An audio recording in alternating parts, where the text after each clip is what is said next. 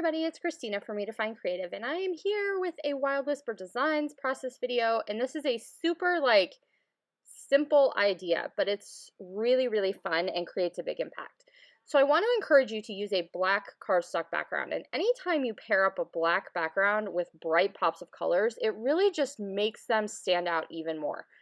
And so I'm going to play with this Sensations paper from Wild Whisper Designs, and then I also have a Nicole Wright stamp on my desk. And so we're going to use that to kind of add some detail as well.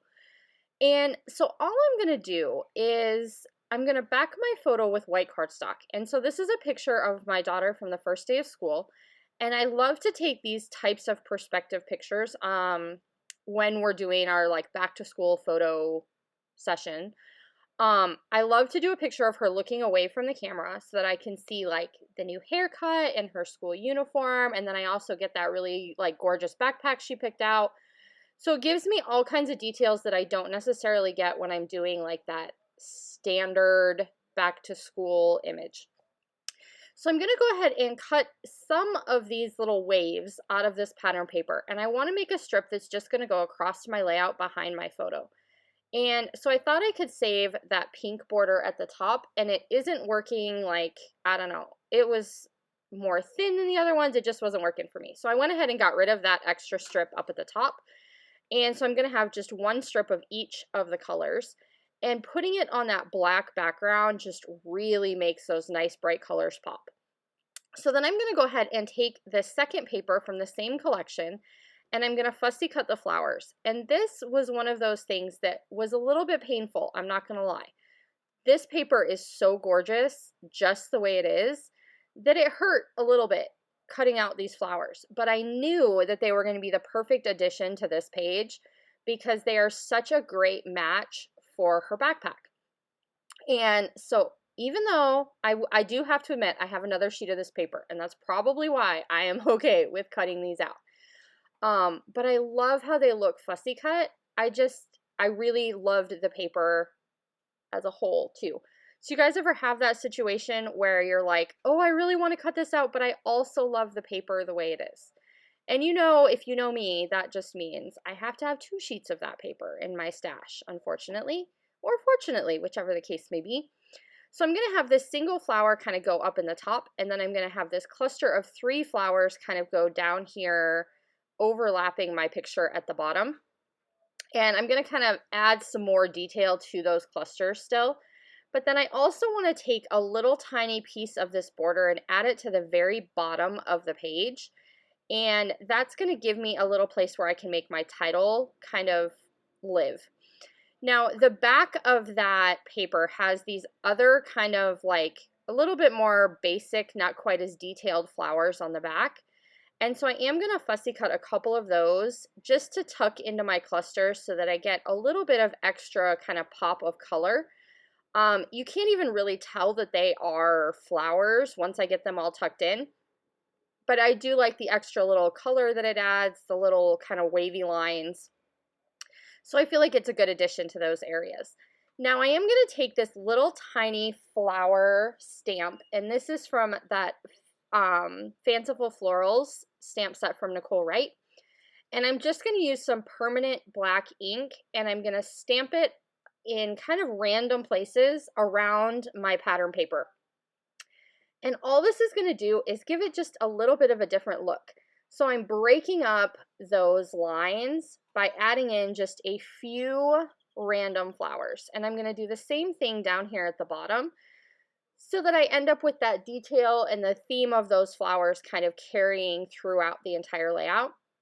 I always do make sure to stamp a couple off the edges of my page just because it kind of continues that pattern along. And then I'm going to get this little strip down here at the bottom so that I have that spot for my title. Now I've pulled out these kind of epoxy stickers that I want to use for my title. And so I'm thinking I'm going to do one thing and I end up doing something different. So there's a little phrase in there that says rise and shine. And I really like the idea of that on this school layout. We're up in the morning, we're having to do something different because school is starting, we're not on summer vacation anymore. So I really like the idea of having that rise and shine, but I didn't necessarily want that to be my title. And so if you have been around here for a bit, or even if you are brand new, you will quickly learn that I love having words on top of my photo. And I a lot of times take photos specifically in a perspective that gives me room to be able to put words onto my picture. And so that rise and shine is going to end up getting layered right on top of my picture.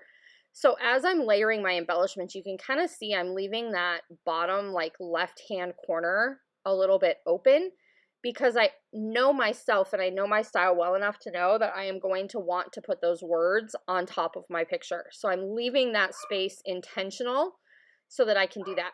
And I am going to go ahead and fluff up the edges of my flowers. I have them on some foam adhesive because I want to be able to have them kind of 3D across the top of my layout rather than being tucked in anywhere. And then I'm going to go ahead and trim just this little extra piece down here at the bottom. I apologize, you can hear my puppy in the background. He is freaking out outside. We have all the doors and windows open because it is the nicest day. Like, it rained all night here, and now today it is super nice. We have all the doors and windows open because it has been getting really, really hot here in Arizona already. And today is just such a nice break that we have everything opened up so that it is super, just, I don't know, super awesome in here. Okay, so I've got that rise and shine. I went ahead and layered it in that corner just like I intended to. And then I really like this word wonder. So I thought about having it kind of trail along the green up here at the top, but I didn't end up liking that.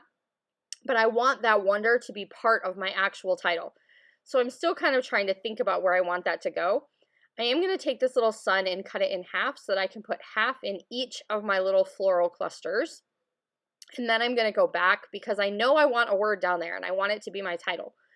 So wonder is going to end up going down there, and then I'm going to add some little letters on top that just say full of. So my title is going to end up saying full of wonder.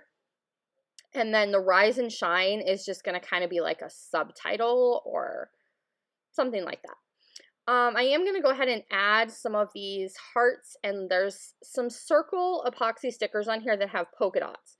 And so I'm trying to use the ones with the polka dots just because I think they're super cute with the theme that we have going on. And while I'm working on this part, I'm like, okay, I'm liking the direction this is going. This is working, but now what? Like, I feel like it's still kind of flat. It needs something else. And so my brain immediately goes to, can we dress up these flowers? So I'm going to go ahead and grab a bunch of my favorite epoxy flair, and it's from Scrappin Happy Studio. I am obsessed with this stuff, you guys. She has every theme, all kinds of fonts, the perfect images. Like, if you have not checked out her store, you totally have to because it's amazing. I'm just saying. All right, so I've added a couple of word phrases into the centers of the two pink flowers that are diagonal from each other. And then I'm going to go with just some hearts kind of scattered throughout the rest. So I don't want it to all be words, but I did want to have every flower have one. But then I also wanted to make sure that I carried that theme down to the bottom edge. So in order to do that, I'm going to put just an epoxy flare down there since I don't have a flower down there. And then I am going to go ahead and make some little thread nests with my gold thread so that I can layer those in the middle. So I'm going to have, I have foam adhesive with my flower, and then I have my gold thread sandwiched in underneath my epoxy flare. And that's giving me that extra boost of texture that I was looking for, and just makes it a little bit unique and different. Now, I did only put the gold in 3 spots because I felt like if I put it in all of the flowers in the cluster that it would be too much. But you could totally do that if you wanted to. All right, I hope you enjoyed seeing how this one turned out, and I will see you guys really soon. Bye, everybody.